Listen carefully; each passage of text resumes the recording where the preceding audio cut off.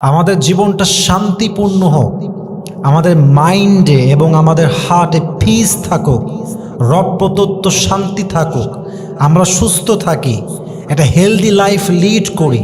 এটা আমরা সবাই যুবক ভাইরা চাই কি চাই না? যদি আমরা সত্যিই চাই, এই 7টি নবীর অভ্যেস আমাদের লাইফে আমরা ডেভেলপ করব, আমরাও এগুলো আমল করব। সকলেই মন খুলে বলেন ইনশাআল্লাহ। জোরে বলেন ইনশাআল্লাহ। নাম্বার 1, নবীর জীবনের একটি সুন্দর স্বভাব এবং অভ্যেস হচ্ছে নবীজি সবসময় তাহাজ্জুদের সময় ভোর রাতে আগে ঘুম থেকে উঠতেন। সুবহানাল্লাহ পড়বেন না? সবার আগে ঘুম থেকে উঠতেন।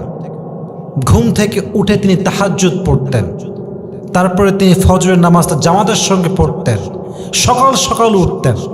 এবং নবীজি বলেছেন, যে বান্দা রিজিকে বরকত চায়, তার কাজে বরকত চায়, তার আয়ে বরকত চায়, তার ব্যবসায় বরকত চায়, সে যত আগে উঠবে, যত ভোরে উঠবে, আল্লাহ তার ব্যবসায়, রিজিকে, কাজে, আয়ে তত বরকত দান করবে। সুবহানাল্লাহ পড়বেন না আপনারা? আমাদের এই জেনারেশন থেকে ভোর রাতে ওঠার যে ট্রেন্ডটা, যে মেন্টালিটিটা, এটা দূর হয়ে গেছে। ইটস জাস্ট বিকজ আমরা রাতের বেলা ফেসবুক স্ক্রল করি রাত 3টা থেকে 4টা পর্যন্ত। ইভেন এই জেনারেশনের অবস্থা আজকে এমন হয়ে গেছে আমাদের, যে আমরা মূলত ঘুমাই ফজরের আজান দিলে, যুবক ভাইরা ঠিক কিনা বলেন? We have to change this habit if we want to take the বারাকা ইন লাইফ। যদি আমরা জীবনে বরকত পেতে চাই, পিস পেতে চাই, শান্তি পেতে চাই, তাহাজ্জুদের সময় উঠার দরকার যুবক ভাইরা। ভোর রাতে উঠার দরকার আছে না নাই যুবক ভাইরা? আল্লাহ বোঝার তৌফিক দান করুন। সকলেই আমরা মন খুলে পড়ি আমিন। যখন কোনো বান্দা ভোর রাতে ঘুমিয়ে থাকে, ফজরের সময় আমার দিকে তাকান, ফেরেশতা রিজিকের বন্টন করে ফজরের সময়, ভোর রাতে। তো যখন বান্দা ফজরের সময় না উঠে ঘুমিয়ে থাকে, ফেরেশতার রিজিক নিয়ে তার মুখের উপরে মারে এবং সে বলে, আল্লাহ লানত তোমার উপরে, যে সময় তোমার রিজিক বন্টন হবে সেই সময় তুমি গাফেল হয়ে আছো, উদাসীন হয়ে আছো।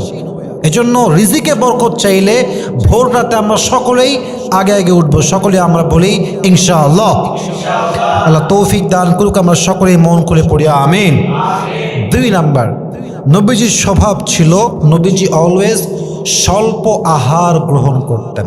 খুব বেশি না, আবার একেবারে যে একদমই কম তাও না, স্বল্প আহার, অর্থাৎ লিমিটেড, অতিরিক্ত না।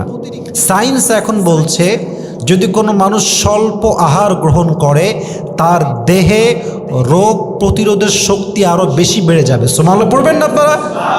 যখন নবীজি খেতেন, নবীজির খাওয়ার সিস্টেম ছিল, পেটের 1/3 খাবার থাকতো, আর 1/3 পানি থাকতো, আর 1/3 খালি থাকতো। ইভেন সায়েন্সের বক্তব্য হচ্ছে, যখন আপনি খাবারটা অল্প করে খাবেন, সাময়িক আপনার কাছে পেটটা মনে হবে যে আমার ভরে নাই, বাট আধা ঘন্টা পরে, কিছুক্ষণ পরে গিয়ে আপনি দেখবেন যে আপনার পেটটা ভরে গেছে, এই ফিলিংসটা আপনি পাবেন।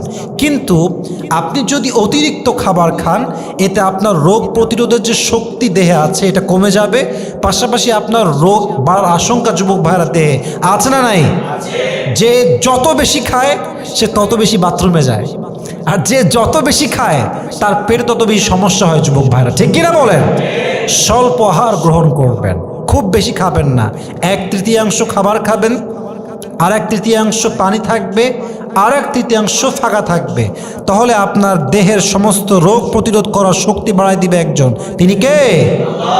3 নাম্বার, ধীরে ধীরে খাদ্য গ্রহণ করা। অনেকে দেখবেন খাপ খাপ খাপ খাপ করে খায়, এবং এতে করে কি হয়, তার পেটে কন্টিনিউয়াসলি খাবার যেতে থাকে। সায়েন্স বলছে, খাওয়ার পরে মস্তিষ্কের যে সংকেত আসে, এটা আসতে প্রায় 30 মিনিট লাগে। তাই অনেকে যখন পেট ভরে খায়, তখন সে এই 30 মিনিটের ভেতরে কি হয় জানেন? অস্বস্তি হয়ে যায়। ফলে তার যেই সংকেতটা আসার কথা, এখানে বিঘ্নতা ঘটে, সমস্যা ঘটে। আর যখন ধীরে ধীরে মানুষ খায়, তার ব্রেনের যেই অ্যাক্টিভিটি লেভেলটা, এটা আগে যেমন ভালো কাজ করত, ঠিক তেমনই ভালো কাজ করে। সুবহানাল্লাহ পড়বেন না তো সবাই? অতএব খাওয়ার ক্ষেত্রে নিজেকে ঠিক রাখার জন্য ধীরে ধীরে খাদ্য গ্রহণ করবেন। রাজি আছেন তো সবাই ইনশাআল্লাহ?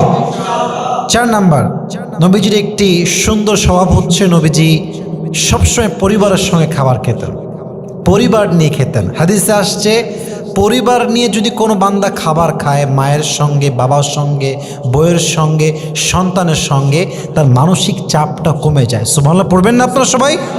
পাশাপাশি তার রিজিকে আয়ে বরকত দান করে। একজন আওয়াজ দিয়ে বলেন তো তিনি কে?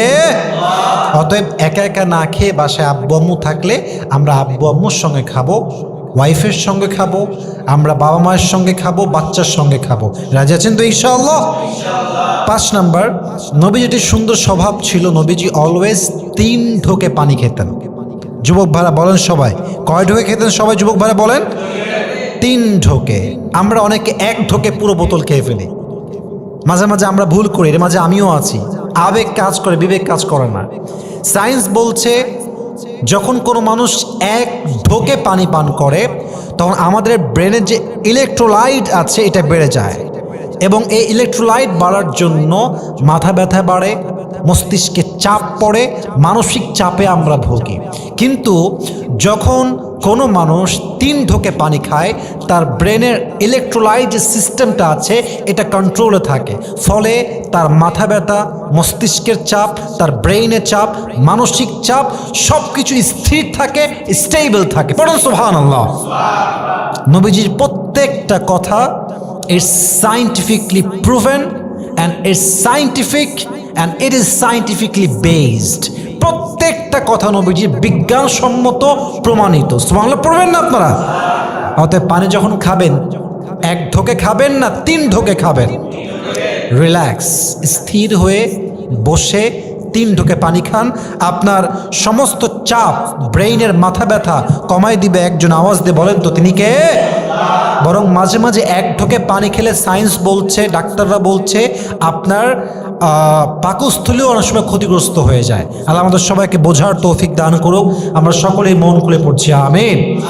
6 নাম্বার, নবীজি তার একটি সুন্দর স্বভাব ছিল যে নবীজি অলওয়েজ শুধু রোজার মাসেই রোজা রাখতেন না, বরং প্রত্যেক সোমবারে অর্থাৎ রোজার মাসের বাহিরেও তিনি অন্য অন্য সপ্তাহে, অন্য অন্য মাসে নফল রোজা রাখতেন। সুবহানাল্লাহ পড়বেন না আপনারা? বিশেষ করে প্রত্যেক সপ্তাহের সোমবারের দিন রোজা রাখা নবীজির সুন্নাহ। পড়েন সবাই সুবহানাল্লাহ। সায়েন্স বলছে যে প্রত্যেক মাসে রোজা রাখে, যে বান্দা রোজা রাখার মাধ্যমে নিজেকে, এই যে আমরা একটা লম্বা সময় না খেয়ে থাকি, এটার দ্বারা বিজ্ঞানের দাবি করছে যে আমাদের দেহে অনেক রোগ প্রতিরোধ শক্তি বেড়ে যায়, অনেক রোগ আমাদের কমে যায়। এবং পাশাপাশি জাপানি বিজ্ঞানীরা বলেছেন যে রোজা অত্যন্ত একটি স্বাস্থ্যকর জিনিস।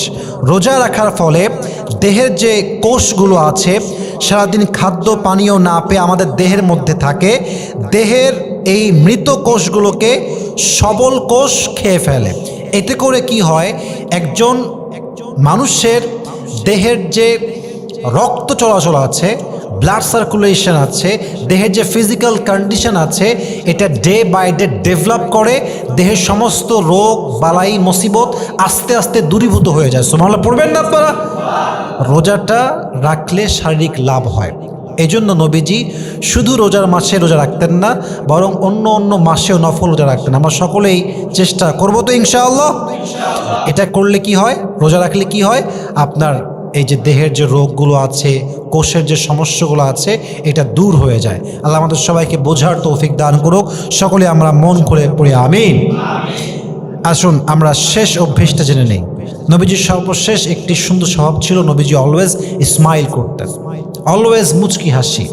সায়েন্স বলছে মুচকি হাসি এমন একটি হাতিয়ার মানুষের জীবনে, এটা মানুষের হার্টকে সচল রাখে, মানসিক চাপকে কমিয়ে দেয়, রোগ কমিয়ে দেয়। দেখবেন যার চেহারায় যত বিষণ্ণতা তার হার্টে তত বেশি প্রবলেম। মানসিক চাপ, মনের কষ্ট অনেক সময় এটা হার্টের চাপ ফেলে।